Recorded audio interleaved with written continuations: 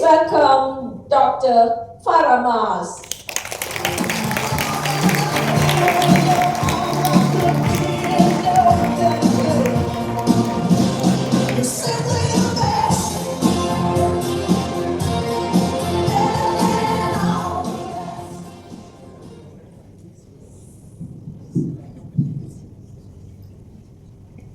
Yang Berbahagia, Dr. Siti Nurhaliza, Madam Chairman, Madam President, distinguished guests, Dr. Baljit Kaur, friends and members of Kuala Lumpur Speakers Club. They say, give a girl the right shoes and she can conquer the world. Well, in that case, I took that very literally. I have enough shoes to conquer at least 3 continents. My husband once looked at my shoe cabinet and said, I wonder if you were a millipede in your past life.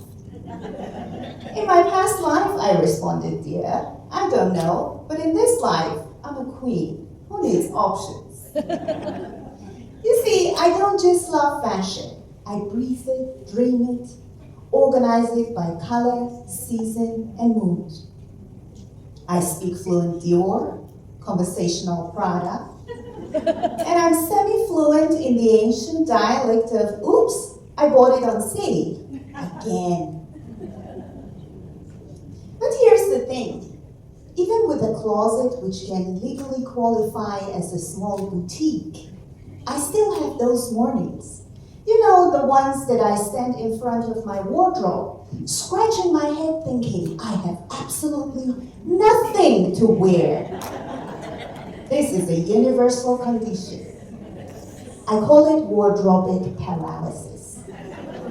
Definition: a temporary state of identity crisis caused by excessive style choices and low emotional caffeine levels. This kind of frustrating moments are not about dressing at all. They are about self-expression. Let me share with you how you can step out of these frustrating moments and reclaim your presence through something as everyday as getting dressed. How about starting with the story of my friend Diana, who loves to attend grand events. She called me once in full-blown meltdown crying for help. Fara, I'm attending a gala tonight. Followed by the universal phrase, and I have absolutely nothing to wear. I rushed over with emergency fashion supplies, Spanx, safety pins, and most importantly, lots and lots of moral support. What I found was a woman sitting in the middle of a closet hurricane. One leg half inside a sequin jumpsuit, sobbing over a zipper which betrayed her trust. In the end, we solved the problem with a wrap dress and a red lipstick. And of course, strategic double-sided tape. Moral of the story? Style is 10% clothes and 90% illusion maintenance. But beneath that illusion is something deeper. Let's talk about why this happens, about the quiet moments we begin to disappear, which brings me to my first point, the silent disappearance.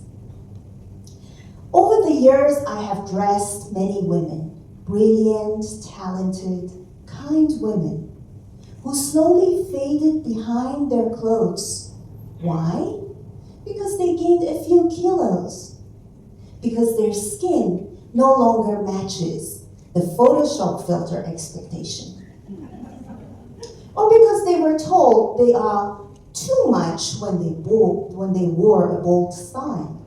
So they shrink themselves. They wear clothes that say, I don't deserve attention until I fix myself. But this, my friends, is self-abandonment. And as a woman, I believe that this is deep-rooted in our insecurities, in our fear of being judged, or standing out, or taking up more space than we were told we are allowed to. But what happens when we actually dress, not to vanish, but to be seen? Which brings me to my next point. Style is not vanity, it is voice. It's not shallow. It's not just clothes.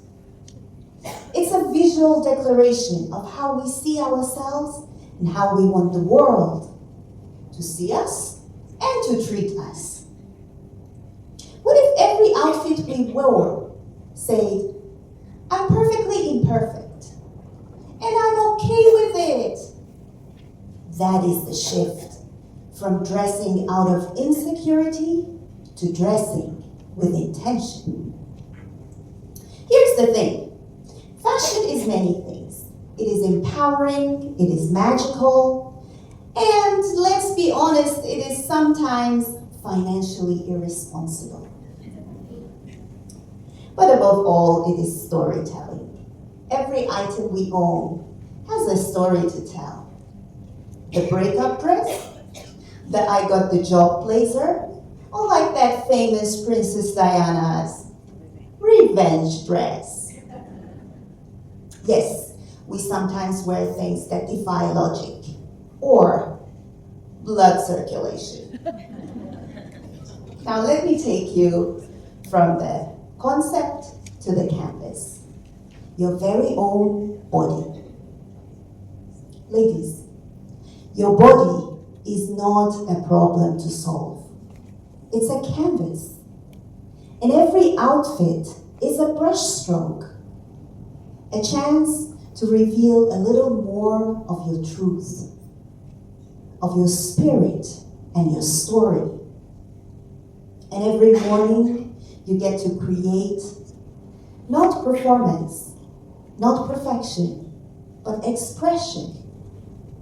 Ladies, let me wrap it up by wishing you all to stay stylish.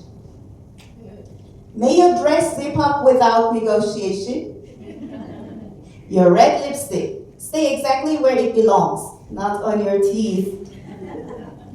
And may your earrings come back always in pairs after the party. And to the gentlemen in the room, we see you too.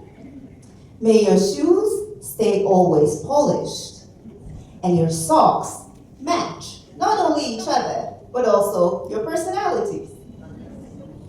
And back to the ladies. The next time you are getting ready, do ask yourself, am I honoring the woman I am?